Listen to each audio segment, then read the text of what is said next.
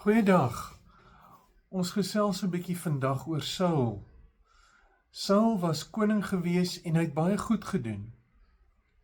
Hy het al Israel se vyande verslaan in oorlog en was baie gewild gewees. Maar toe gebeur daar iets. Saul het sy eie kop begin volg en nie geluister na wat die Here vir hom sê nie. In die proses het dit met hom swaar begin gaan.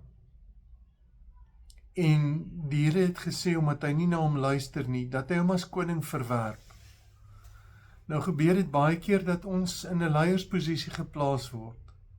En is lekker om in 'n leiersposisie te wees.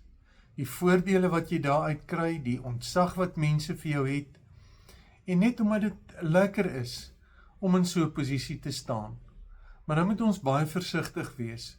Dit gebeur so maklik, dat jy begin om jou eie kop te volg, laat jy belangrik voel, en dat die belangrikheid na jou kop toe gaan.